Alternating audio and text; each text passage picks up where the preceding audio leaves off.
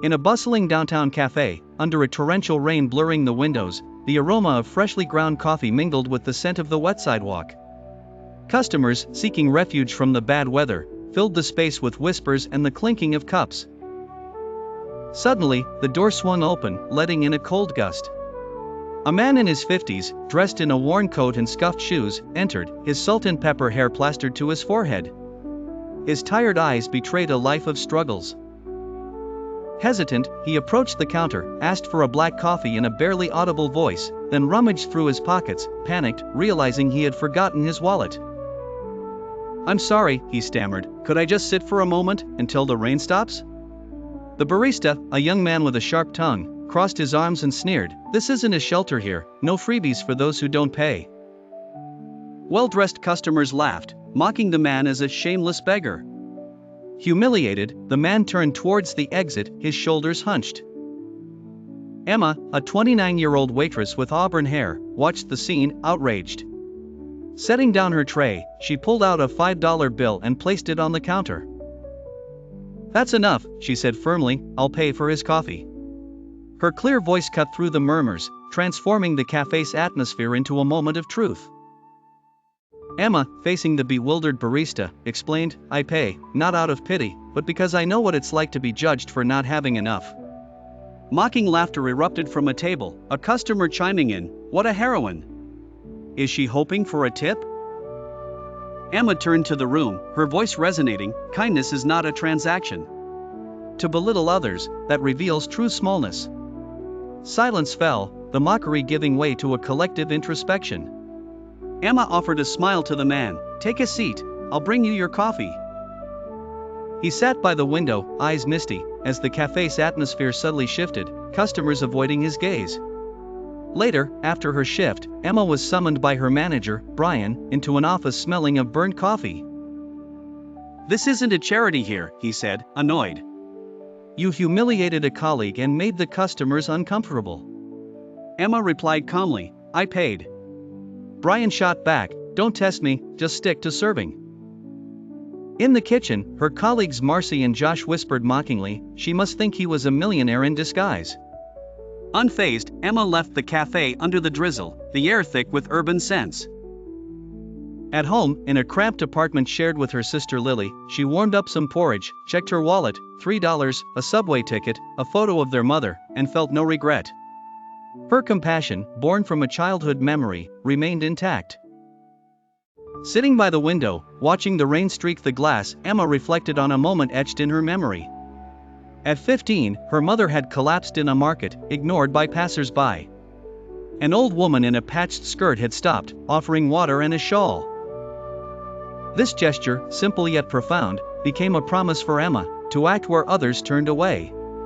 This memory guided her actions at the cafe, where she saw in the humiliated man an echo of her own pain. At home, Lily, shivering under a blanket, noticed her silence. Emma confided her thoughts to her, her refusal to ignore the suffering of others. At night, unable to sleep, she listened to the rain and the sounds of the city. She thought of her mother, who used to say, "Don't let life wait for you, go seek it out." This conviction, rooted in her past, had pushed her to reach out, despite the judgments. Whispering in the dark, "I'd rather be mocked for doing good than applauded for staying silent," Emma found a rare peace. In the following days, the glances and whispers at the cafe weighed heavily, but she remained true to herself, carrying her dignity like an invisible shield. Her compassion, far from being a weakness, was her strength, a red thread connecting her past to her present. For days after the incident, the cafe buzzed as usual. Emma wiped down tables, ignoring the sidelong glances, when the doorbell chimed. A tall man, dressed in a charcoal suit and a silk scarf, entered. His salt and pepper hair, impeccably styled, and his polished shoes contrasted with the modest atmosphere of the place. Yet, his eyes, strikingly familiar, sent a shiver down Emma's spine. It was him, the man from the cafe, but transformed. He sat at the same table by the window, without ordering. Emma, a cloth in hand, approached, uncertain. "I'm not here to order," he said. "I have a question. Why did you help me?" Emma, taken aback, replied, "You weren't begging, you were made to feel small." I know that feeling. She recounted the story of her mother at the market, the old woman who had marked her. He listened, attentive, then asked, "Do you read?" Surprised, they talked about books, about music, Bach, Chopin, about the cruelty born from helplessness. Emma laughed, for the first time in days, and said, "You are not what I expected." He replied, "I have wealth, but few have made me feel human." "You did." In that moment, they were just Emma and a man, bound by mutual recognition, a moment suspended in the tumult of the cafe.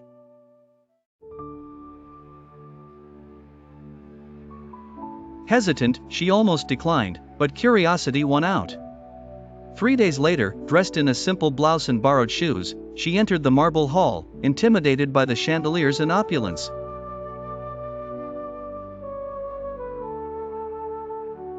"Thank you for coming," he said, inviting her to sit at a table set with tea and an espresso. He introduced himself, Charles H. Everlin, founder of Everlin Holdings, a global enterprise. He revealed that he had orchestrated the incident at the cafe, pretending to be a man without resources to observe reactions. "I lost my wife 15 years ago," he confided. "Since then, I have been searching for sincere hearts. That day, I found you." Emma, torn between honor and discomfort, asked, "Was I a test?" Charles assured her, "You chose freely."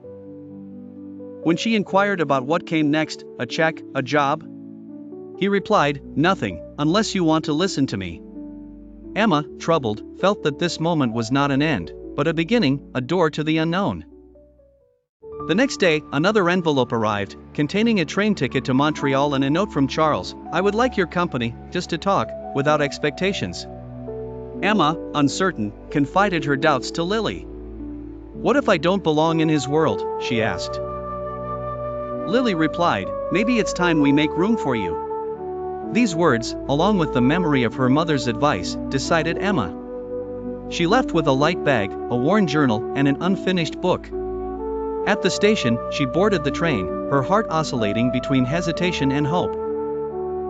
Charles was waiting for her in a simple cabin, a book on his lap, 2 coffees on the table. "I didn't think you would come," he said, smiling. Emma sat down, "Neither did I, but I realized that one must move forward to change things." The train started, carrying the city away. They spoke little, but each word seemed weighed, sincere. Charles explained, "I promise nothing, just that I won't walk alone anymore." Emma, watching the trees rush by, replied, "Maybe we both needed to remember that we can choose something else."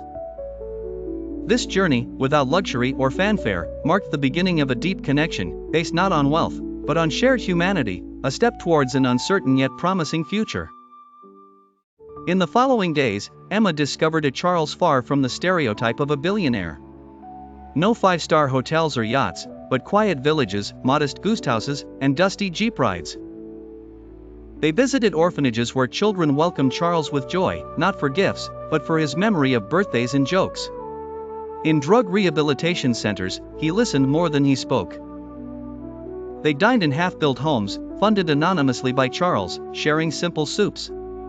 Emma, fascinated, asked one day, in a food bank in Vermont, "Why not say who you are?" He shrugged, "They would stop talking to me like a human." Everywhere, she saw his gaze searching not for gratitude, but for connection. She found herself smiling, feeling lighter, more herself. One night, in a cabin in Quebec, under a starry sky, they drank chamomile tea on a lantern-lit terrace. The comfortable silence enveloped them. Charles confided, "I've had it all, comfort, even love. But I'm looking for someone who understands why I love what I do, someone present." Emma replied, "Honestly, I don't know if I'm that person, but with you, I feel more like myself." This moment, without contact or promises, sealed a mutual recognition, a rare friendship born from shared wounds. 3 months of travel, peaceful conversations, and knowing silences transformed Emma. She was not richer, her shoes remained worn, but she walked taller, spoke more calmly, confident in her worth. Charles noticed. In Detroit, after a visit to a women's shelter, he handed her a file, the documents to create the Emma Bennett Opportunity Fund, a foundation in her name to help women like her, waitresses or caregivers, to be seen. I want to leave something, not in my name, he explained. For the next girl who thinks no one sees her. Emma, moved, set the file down. I am honored, she said, but I want to build something myself, without a name, without money, just with my presence, like someone taught me to do. Charles smiled, not surprised, but proud. You've already done it, he replied. Their bond, indefinable, was neither romantic love nor partnership, but a recognition from soul to soul. He squeezed her hand. Whatever you do, I will be there. Under the twilight sky, they shared a silence filled with trust. This moment, without grand declarations, was a promise. Their story rested on simple choices, patient belief, and the courage to let go, not out of loss, but out of faith in each other. Months later, Emma stood under an umbrella, facing a transformed cafe, the same one where it all began. With the help of volunteers, small donors, and the discreet support of Charles, she had rebuilt it, freshly painted walls, redone floors, warm lights. Beneath the logo, a motto, "No one should deserve kindness." Inside, soft jazz played, bookshelves lined the walls, and a sign announced, "Your first coffee is on us, the second, if you can, for another." The tables bore words like hope or trust. At the opening, a drenched man entered, hesitant. A young barista called out to him, "This is for customers here." Emma approached, placing a hand on the barista's shoulder. "It's okay." To the man, she smiled, "A seat by the window? Something warm?" He murmured, "Just to sit, it's been a long morning." Emma replied, "Then let's extend it with a bit of peace." Turning around, she saw Charles across the street, under a black umbrella, watching. Their eyes met, filled with gratitude and farewell. He nodded and disappeared into the rain. This moment, silent, was a promise kept, a chapter closed to open another, where kindness continued to flow, one coffee at a time. During the official inauguration, Emma, holding a microphone in one hand and a steaming coffee in the other, addressed the customers. "Years ago, I paid for a coffee for someone. I didn't know who he was, just that we made him feel small." The attentive room listened. "That coffee cost me $5, but it offered me a new way to see the world." Some nodded, others wiped their eyes. "I thought I was helping a lost man, but he helped me find the version of myself I didn't know I was allowed to be." She set down her coffee. "This place isn't about selling coffee, but about being present, about showing up when no one else does." Quoting Charles, she added, "Kindness doesn't need to be remembered, just continued." The room applauded, a saxophone began to play a melody, and the first coffee was served to a stranger. Emma and Charles's story, born from a simple gesture, was not a romance or a fairy tale, but a celebration of selfless compassion. Their bond, undefined yet deep, proved that true wealth lies in mutual recognition. Watching the rain fall, Emma knew that this coffee, and every cup offered, perpetuated a promise: kindness, once given, never fades away.